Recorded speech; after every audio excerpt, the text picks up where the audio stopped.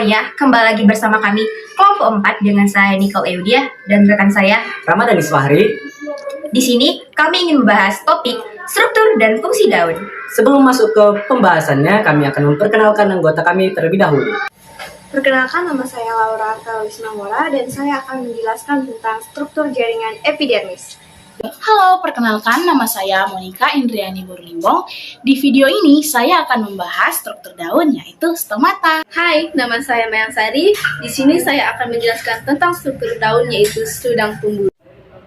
Saya Elizabeth, kelompok 4 dari 11P2. Di sini saya akan menjelaskan materi tentang mesofil daun. Tumbuhan merupakan organisme fotoautotrof, yakni dapat membuat makanannya sendiri dengan bantuan cahaya matahari dalam proses fotosintesis. Nantinya cahaya matahari akan diserap oleh klorofil dan akan diubah menjadi energi kimia dalam bentuk ATP dan NADPH. Energi kimia ini akan digunakan dalam pembentukan karbohidrat dalam proses fiksasi atau asimilasi karbon. Nah, proses fiksasi ini nih nantinya akan terjadi di dalam kloroplas atau plastida khusus menyimpan klorofil. Kloroplas ini banyak mengandung sel-sel penyusun jaringan klorenkim, atau nama lainnya itu adalah parenkim asimilasi yang banyak terdapat dalam mesofil-mesofil daun. Nah, dari penjelasannya udah tahu dong bagaimana karakteristik daun tersebut. Nah, daun ini menyimpan atau tersusun atas jaringan-jaringan parenkim asimilasi sehingga dia berperan dalam sebagai tempat proses terjadinya fotosintesis. Nah, daun ini nih tersusun atas atau dari hasil pembelahan daripada meristem ujung batang dan meristem aksilar yang nantinya akan membentuk suatu pelindung yang namanya itu primordial atau calon daun. Untuk pembahasan selanjutnya akan dibahas struktur daun. So, check it out. Kutikula merupakan lapisan berilin yang terdapat pada berukan batang dan daun. Kutikula ini berfungsi sebagai mencegah kekeringan pada tumbuhan darat. Kutikula ini terdapat pada bagian terluar sel-sel epidermis, khususnya tumbuhan yang tumbuh di atas tanah seperti batang dan daun. Kutikula ini sendiri memiliki lapisan-lapisan yang cukup rumit, yaitu pada komponen utamanya adalah zat lilin dan juga putin yang diproduksi oleh sel-sel epidermis. Jaringan epidermis adalah jaringan terluar pada daun. Jaringan epidermis ada dua, yaitu jaringan epidermis atas dan jaringan epidermis bawah. Ciri-ciri jaringan epidermis adalah yang pertama, biasanya struktur jaringan epidermis itu tebal dan sel-sel yang menyusun jaringan epidermis itu rapat, serta jaringan epidermis tidak memiliki klorofil. Jadi, jaringan epidermis itu transparan. Nah, jaringan epidermis itu bisa ditembus sinar matahari sampai pada ke jaringan yang ada saja. Fungsi jaringan epidermis itu yang pertama adalah melindungi jaringan yang ada di bawah jaringan epidermis. Yang kedua adalah sebagai tempat pertukaran gas. Dan yang ketiga adalah sebagai tempat proses respirasi atau penguapan air di tumbuhan.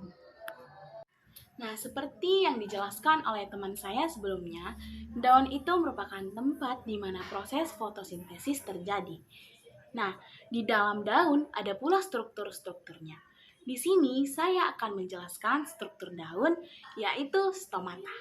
Nah, stomata itu berasal dari bahasa Yunani yang artinya mulut. Nah, stomata itu sendiri merupakan celah atau lubang yang ada di lapisan epidermis yang diapit oleh dua sel penjaga. Sel penjaga ini memiliki struktur yaitu dinding sel, vakuola, nukleus, dan kloroplas. Nah, letak stomata ini ada di dua bagian. Yang pertama di bagian atas daun, yang kedua di bagian bawah daun. Nah, kalau di atas bagian daun itu terdapat di tumbuhan yang ada di air. Nah, kalau di bawah daun itu terdapat di tumbuhan di darat. Nah, fungsi dari stomata ini merupakan alat pernapasan bagi tumbuhan, yang dimana tugasnya itu mengisap karbon dioksida yang ada di udara untuk dikeluarkan sebagai oksigen. Selanjutnya adalah jaringan pengangkut. Jaringan pengangkut adalah salah satu dari 3 jaringan permanen yang terdapat di tumbuhan hijau berpembuluh atau Tracheophylla. Jaringan ini memiliki fungsi utama sebagai transportasi zat-zat hara yang diperlukan dalam proses vital tumbuhan. Jaringan ini terbagi menjadi 2 macam. Yang pertama adalah xilem yang memiliki fungsi sebagai pengangkut air dan mineral dari daun, dari akar menuju daun. Yang kedua adalah floem yang berguna untuk menyalurkan hasil fotosintesis ke seluruh bagian tumbuhan. Floem juga terdiri dari sel-sel mati dan sel-sel hidup. Mesofil daun. Apa sih mesofil daun itu? Mesofil adalah jaringan parenkim yang memiliki kloroplas dengan klorofil. Mesofil berasal dari bahasa Yunani, yang dimana meso adalah tengah dan philo adalah daun. Mesofil terdiri dari dua lapisan jaringan, yaitu jaringan palisade dan jaringan spons. Pertama, jaringan palisade. Jaringan palisade adalah jaringan yang berada tepat di bawah epidermis dan kutikula yang merupakan lapisan terluar daun. Jaringan palisade memiliki ruang antar sel menuju jaringan spons untuk pertukaran gas. Jaringan palisade berfungsi sebagai tempat berlangsungnya fotosintesis karena jaringan palisade memiliki banyak klorofil. Namun, jaringan palisade hanya terdapat pada tumbuhan dikotil saja ya. Kita lanjut ke jaringan yang kedua, jaringan spons. Jaringan spons adalah lapisan sel-sel yang tidak teratur, memiliki banyak rongga udara, dan berada di bawah lapisan jaringan palisade. Jaringan spons memiliki lebih sedikit klorofil dibandingkan dengan jaringan palisade. Jaringan spons memiliki 3 fungsi. Yang pertama, fungsi jaringan spons yaitu untuk membuat kantong udara pada daun, yang dimana kantong udara ini berfungsi untuk tempat proses pertukaran gas yang terjadi pada daun. Yang kedua, tempat untuk menyimpan hasil fotosintesis yang sudah dihasilkan oleh jaringan palisade. Yang ketiga, tempat penyimpanan gas oksigen yang dibutuhkan oleh daun. Struktur yang terakhir yaitu ada seludang pembuluh. Apa sih itu seludang pembuluh? Seludang pembuluh adalah jaringan parenkim yang mengelilingi berkas pengangkut. Ciri-ciri dari seludang pembuluh yaitu tersusun atas jaringan parenkim yang tersusun dengan rapat.